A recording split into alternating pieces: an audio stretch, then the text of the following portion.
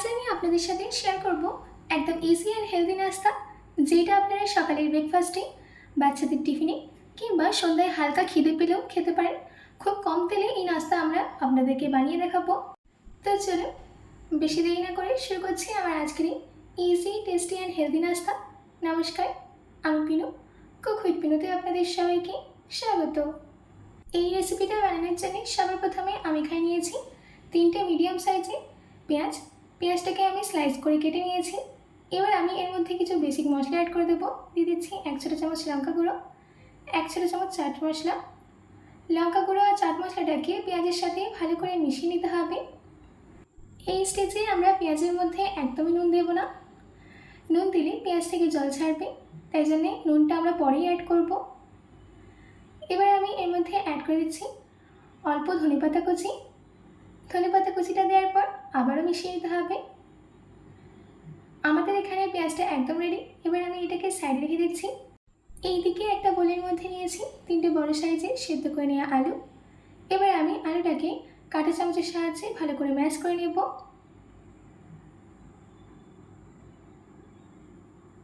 সম্পূর্ণ আলু ম্যাশ করে নেওয়া হয়ে গেলে এর মধ্যে অ্যাড করে দিতে হবে 1 ছোটো চামচ লঙ্কা গুঁড়ো।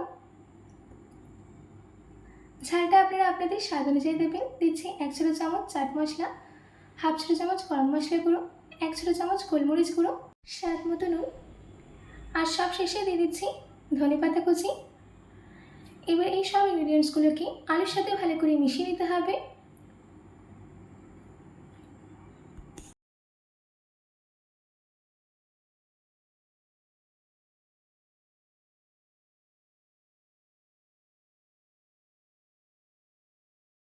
সব কিছুকে ভালো করে মিশিয়ে নেওয়া হয়ে গেছে।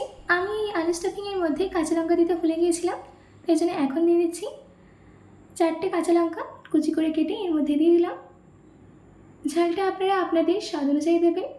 যদি আপনারা এই নাস্তাটা বাচ্চাদের জন্য বানান তাহলে কাঁচা লঙ্কাটাকে স্কিপ করবেন। ব্যাস, আমাদের পটেটো স্টাফিং একদম রেডি। এবার আমি এটাকে সাইডে রেখে দিচ্ছি। এইদিকে যে পেঁয়াজটা আমরা রেডি করে রেখেছিলাম তার মধ্যে এখন দিয়ে দিচ্ছি 1/2 ছোটো চামচ নুন। নুনটা দেওয়ার পর ভালো করে মিশিয়ে নিতে হবে। এখন নুনটা দিয়ে ভালো করে মিশিয়ে নেওয়ার পর ঝটপট আমরা আমাদের নাস্তা তৈরি করে নেব, তাহলে পেঁয়াজ থেকে জল ছাড়ার কোনো সম্ভাবনাই থাকবে না। এইদিকে আমি 5টা রুটি বানিয়ে নিয়েছি। এই কিছুক্ষণ আগে আমি রুটিটা বানালাম। আপনাদের যদি রাতের রুটি বেঁচে যায় তাহলে আপনারা সেটা দিয়েও বানিয়ে নিতে পারেন, কিন্তু সেটা দিয়ে বানালে এই নাস্তাটা ছিঁড়ে যাওয়ার চান্স থাকে, তাই আমি সাজেস্ট করব রাতের বেঁচে যাওয়া রুটি দিয়ে না বানাতে। এবার আমি এই রুটির গায়ে লাগিয়ে দিচ্ছি টমেটো কেচাপ। টমেটো কেচাপটাকে ভালো করে লাগিয়ে দিতে হবে। এবার এর মধ্যে দিয়ে দিতে হবে আলু স্টাফিং। আলু স্টাফিংটা রুটির একটা সাইডে ভালো করে স্প্রেড করে দিতে হবে। স্টাফিংটা দেওয়ার পর এর মধ্যে দিয়ে দিচ্ছি পনির। পনিরটাকে আমি গ্রেটারের সাহায্যে একটু গ্রেট করে দিচ্ছি।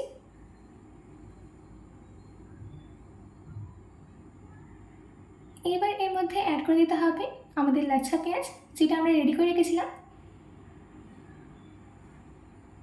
ব্যাস, এবার আমরা রুটির একটা সাইড দিয়ে ভালো করে ফোল্ড করে নিয়ে প্রেস করে নেব। এই একইভাবে আমি বাকিগুলোকেও রেডি করে নেব। আমাদের এখানে বাকিগুলো কিন্তু রেডি করে নেওয়া হয়ে গেছে। এবার আমরা আমাদের নাস্তাটাকে রেডি করে নিচ্ছি। তার জন্যে প্যানের মধ্যে দিয়ে দিচ্ছি 2 চামচ তেল। তেলটা সম্পূর্ণ গরম হয়ে গেলে দিয়ে দিতে হবে আমাদের তৈরি করে রাখা রুটি।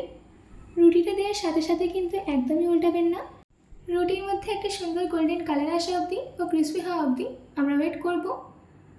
যখন একটা সাইডে সুন্দর গোল্ডেন কালার চলে আসবে আর ক্রিসপি হয়ে যাবে, তখন অপর সাইডে আস্তে করে উল্টে দিতে হবে। আর অপর সাইডটাকেও ঠিক ততক্ষণই ভেজে নিতে হবে যতক্ষণ না ওর মধ্যে একটা সুন্দর গোল্ডেন কালার আর ক্রিসপি হয়। এই রেসিপিটা কিন্তু বানানো খুবই সহজ। আপনি যাকেই দেবেন সেই তৃপ্তি করে খেয়ে নেবে।